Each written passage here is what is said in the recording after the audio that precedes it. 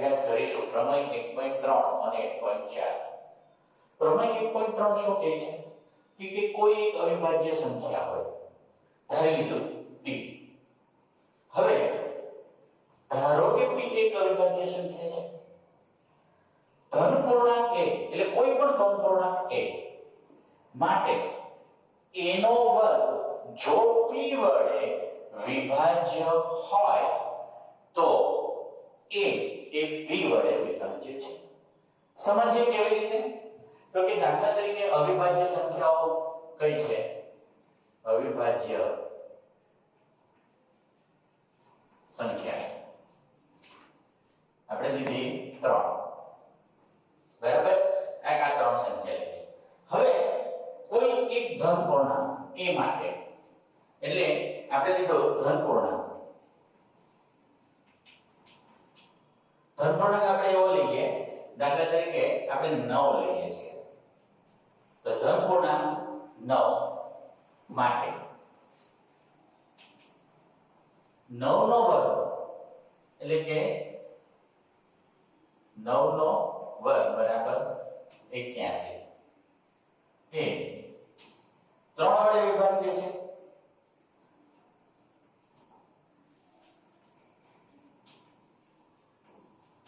માટે 9 પણ 3 વડે વિભાજ્ય છે. એટલે કોઈ પણ થાય. દાખલા તરીકે આના બદલે બીજું ઉદાહરણ લઈએ કે કોઈ એક બીજી સંખ્યા લઈ લઈએ. અહીંયા 9 ની જગ્યાએ તમે આવી રીતે લખી શકો કે 10, બરાબર છે? તો 10 નો વર્ગ જે છે એ 10 નો વર્ગ શું થશે? 100. 10 નો વર્ગ કરીએ એટલે આપણને અહીંયા 100 મળે. હવે 100 છે તે 3 વડે વિભાજ્ય નથી, પરંતુ અવિભાજ્ય સંખ્યા 5 વડે વિભાજ્ય છે. 100 એ 5 વડે વિભાજ્ય છે. અર્થાત 100 નું વર્ગમૂળ 10, 10 પણ 5 વડે વિભાજ્ય થાય છે. તો આ પ્રમેય સાબિત થયા રીતે એનો ઉપયોગ અહીંયા આપણે કરીશું. વર્ગમૂળમાં 2 એ અસમય સંખ્યા છે. હવે આપણે સાબિત કરવાનું છે. મિત્રો આ પ્રશ્ન બોર્ડની પરીક્ષામાં પૂછાય છે. એક બે વખત પૂછાઈ પણ ગયેલો છે. વર્ગમૂળ 2 ની જગ્યાએ વર્ગમૂળ 3 લખી શકે, 5 લખી શકે, 7 લખી શકે, અથવા કોઈ પણ અસમય અથવા તો અસમય સંખ્યા છે તેવું સાબિત કરવા માટે ત્યાં કોઈ પણ અવિભાજ્ય સંખ્યા લખી શકે. હવે આ સાબિત કરીશું. તો અનિષ્ઠા પત્નીની જે રીત છે તેની મદદ વડે આપણે સાબિત કરીશું. ધારો કે વર્ગમૂળમાં 2 એ સમય સંખ્યા છે. આવું ઉલટું ધારવાનું. ધારી લીધું કે સમય છે અને હવે આપણે એવી સાબિત કરશું કે આપણી ધારણા ખોટી છે. તો સમય સંખ્યા હોય તેને વર્ગમૂળમાં 2 બરાબર a/b સ્વરૂપે લખી શકાય. કોઈ પણ સમય સંખ્યાને p/q સ્વરૂપે લખી શકાય. એટલે આપણે લખ્યું વર્ગમૂળ 2 બરાબર a/b કે જ્યાં a અને b પરસ્પર અવિભાજ્ય સંખ્યા છે. અવિભાજ્ય સંખ્યા છે અથવા તો અવિભાજ્ય પૂર્ણાંકો છે. a અને b એવા પૂર્ણાંકો છે જે અવિભાજ્ય છે. અવિભાજ્ય છે એવું ના લખવું હોય તો લખી શકાય કે જ્યાં ગુસા ab બરાબર 1 આવું લખી દેવાનું. તો આ ગુસા આપણો 1 છે તેવું લખીએ, અથવા a અને b પરસ્પર અવિભાજ્ય સંખ્યા છે તેવું પણ લખી શકાય. હવે તો આગળ આપણે ચાલીએ. તો અહીંયાથી આ 2 વર્ગમૂળમાં 2 છે અને b આ સાઈડ એટલે ગુણાકારમાં આવી જશે બરાબર 1. બંને બાજુ વર્ગ લેતા બંને બાજુ વર્ગ લઈ ગોઠવણ કરતા શું થશે? અહીંયા વર્ગ લઈએ એટલે આ 2 થઈ જશે, આ b નો વર્ગ થઈ જશે અને આ a નો વર્ગ થઈ જશે. હવે જો આ a ના વર્ગને અહીંયા 2 અવયવ છે, 2 અને b. તેથી a² એ 2 વડે વિભાજ્ય છે. તો a² જો અહીંયા લખ્યું 10 નો વર્ગ 5 વડે વિભાજ્ય હોય તો 10 પણ 5 વડે વિભાજ્ય છે. એટલે કે a એ 2 વડે વિભાજ્ય છે. આવું લખી શકાય કે a છે તે 2 નો ગુણક છે. હવે કોઈ પણ સંખ્યા જો 2 વડે વિભાજ્ય હોય તો તેને આપણે 2n સ્વરૂપે અથવા તો 2k સ્વરૂપે લખી શકીએ અથવા 2c સ્વરૂપે લખી શકીએ, કોઈ પણ સ્વરૂપે લખી શકીએ. માટે a બરાબર 2k લખી શકાય.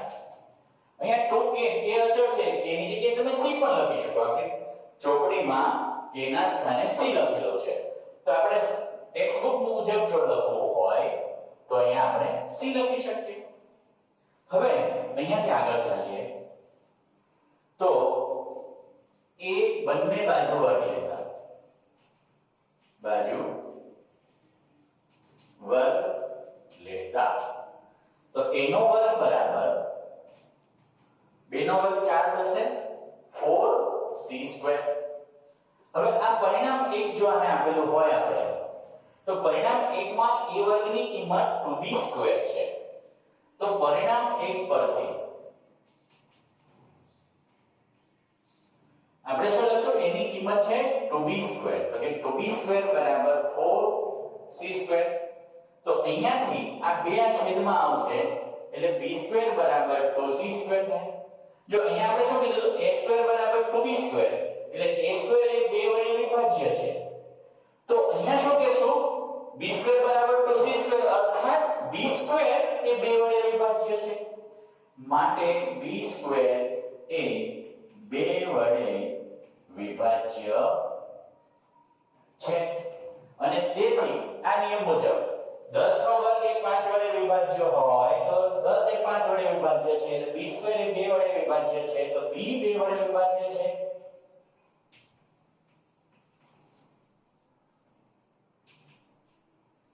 તો હવે a b 2 વડે વિભાજ્ય છે. મિત્રો b 2 વડે વિભાજ્ય છે તો ગુસા એ b કેટલો થાય? 2 થાય.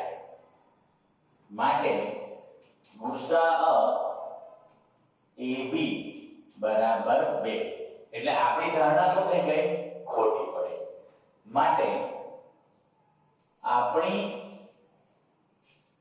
ધારણા ખોટી છે. તેથી વર્ગમૂળ 2 એ અસમમેય છે. તો આવી રીતે આપણે અહીંયા આ પ્રશ્ન પૂરો કર્યો. હવે વિદ્યાર્થી મિત્રો, આપણે આ પ્રશ્ન જો વ્યવસ્થિત સમજાઈ ગયો હોય તો આના પરથી બીજા 2 પ્રશ્નો એટલે કે ઉદાહરણ 9 અને સ્વાધ્યાય નો પ્રશ્ન છે, સ્વાધ્યાય 1.3 નો પ્રશ્ન પહેલો આપણે ગણી શકીએ. જો આપણે અહીંયા વર્ગમૂળ 3 છે, ઉદાહરણ 9 માં શું લખેલું છે? આ પ્રશ્ન છે. આમાં તમને સુધારો કરીને બતાવો એટલે તમને વધારે ખ્યાલ આવશે કે કેવી રીતે કરવો. ઉદાહરણ 9 છે, ઉદાહરણ 9 અહીંયા 3 લખેલા છે. તો આપણે સિમ્પલી કંઈ નહીં, 2 લખેલા છે ને તેના સ્થાને 3 લખી દેવાના. એટલે આ 3 થઈ ગયા. આ 2 છે તેના સ્થાને 3 લખી દેવાના. બાકીની બધી જ વસ્તુ એમ જ રહેવા દેવાની. અહીંયા પણ શું થઈ જશે? આ 3 થઈ જશે. એ જ રીતે અહીંયા વર્ગ લઈએ એટલે અહીંયા 2 ના સ્થાને શું થઈ જશે? 3 થઈ જશે. તો આપણે અહીંયા વર્ગ છે, આ 2 છે એના સ્થાને આપણે શું થઈ ગયું? 3 થઈ ગયું. તો દરેક જગ્યાએ 2 ના સ્થાને આપણે શું કરી દઈએ છીએ? 3. તો અહીંયા પણ 3. હવે ફરક શું આવશે?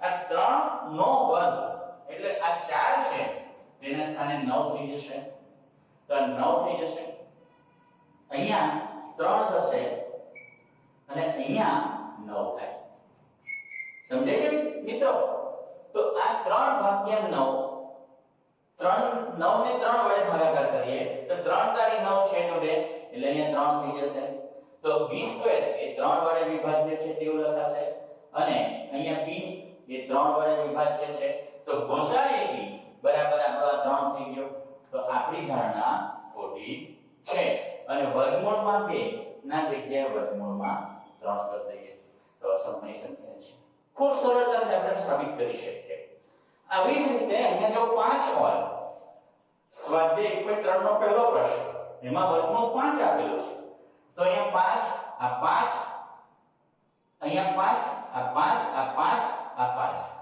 પરંતુ અહીંયા 9 ના સ્થાને 25 થશે અહીંયા 25 થશે આ 5 થશે આ 5 થશે આ 5 આ 5 આ 5 અને આ 5 તો આવી રીતે બોર્ડની પરીક્ષામાં તમને કદાચ બેઠો પ્રશ્ન ન પૂછે અને અહીંયા વર્ગમૂળ 7 આપેલું હોય તો વર્ગમૂળ 7 વાળો તમારે હોમવર્કમાં તમારી નોટમાં એક્સ્ટ્રા કરવાનો છે હવે આપણે ઉદાહરણ 9 લઈએ કે 5 માઈનસ વર્ગમૂળમાં 3 અસમય સંખ્યા છે અસમય સંખ્યા છે તો હવે આપણે શું કરવાનું છે અહીંયાથી આપણે કેટલીક નોટ લખવાની બાકી છે તો નોટ્સ શું છે તો કે પહેલું એ સમય અને અસમય સંખ્યાઓ નો સરવાળો બાદબાકી ગુણાકાર કે ભાગાકાર અસમય હોય છે તો આ જે નોંધ છે તેના પરથી હવે પછીના બધા જ દાખલાઓ આ નોંધ પરથી મળશે દર્શાવો કે 5 √3 એ અસમય છે અહીંયા જો આ અસમય અને આ સમયની બાદબાકી છે એટલે આ બાદબાકીનો દાખલો થયો તો ફરી પાછો આને જેવો જ કરશું આપણે લખીએ જવાબ તરીકે કે ધારો કે 5 - વર્ગમૂળમાં 3 is equal to a/b કે જ્યાં ગુસા ab બરાબર 1 આ લખવું બહુ જરૂરી છે ગુસા ab જો આખું જ આપણો વિધાન ન લખવું હોય ને તો ગુસા ab 1 લખી દેવાનો કે a અને b એવા પૂર્ણાંકો પરસ્પર અવિભાજ્ય પૂર્ણાંક છે આટલું તો માત્ર તમારે લખવું જ જોઈએ કે a અને b પૂર્ણાંક સંખ્યા છે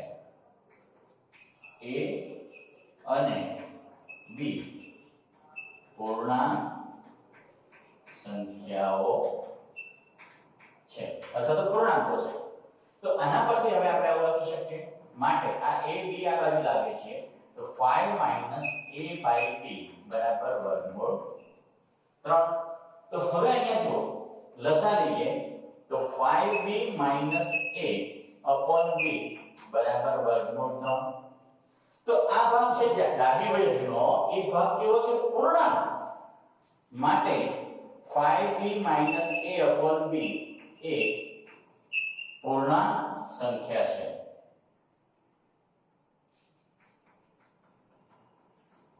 પૂર્ણાંક છે પરંતુ તેથી તે સમય છે પરંતુ આના બરાબર વર્ગમૂળ 3 આપેલો છે જે અસમય છે માટે આપણે ધારણા ખોટી છે પરંતુ વર્ગમૂળ 3 એ અસમય છે તો આપણી ધારણા ખોટી છે અહીંયા ધારવામાં જ આપણે લખી દેવાનું છે કે ધારો કે વર્ગમૂળ 5 બરાબર a/b લખ્યું છે ત્યાં આપણે એક નાની બાબત ઉમેરી દઈશું અહીંયાથી એક નાની એવી બાબત અહીંયાથી ઉમેરી દઈએ કઈ બાબત તો કે આન્સર આ રીતે લખશો 5 - √3 એને ધારી લેવાનો છે. ધારો કે y √3 એ સમમેય છે. આવું આપણે અહીંયા ધારી લેવાનું છે. અને પછી ધારણા પછી આપણે આવું લખવાનું છે. હવે આ અસમય થઈ ગયું. એનો અર્થ એ છે કે આપણી ધારણા ખોટી છે. તો એના પરથી હવે હું આ રીતે લખું છું કે આપણી ધારણા ખોટી છે. તેથી આપણી ધારણા ખોટી છે માટે √3 એ અસમય છે. હેલો વિદ્યાર્થી મિત્રો, આવી રીતે આપણે અહીંયા અસમય સંખ્યા સાબિત કરવાનું શીખ્યા. હવે પછીના વિડીયોમાં સ્વાધ્યાય 1.3 લઈએ છીએ. અત્યારે જો વિડીયો પસંદ આવ્યો હોય તો તેને લાઈક અને સબસ્ક્રાઇબ કરવાનું બિલકુલ નથી ભૂલવાનું. તથા જે કોમેન્ટ બોક્સ છે એમાં તમે તમારું નામ લખી અને કોઈ પણ કોમેન્ટ કરી શકો છો. દાખલા તરીકે સ્વાધ્યાયનો પહેલો પ્રશ્ન મેં હોમવર્ક આપ્યો છે, નથી થતો, તો એ કોમેન્ટમાં લખી શકાય. Thank you.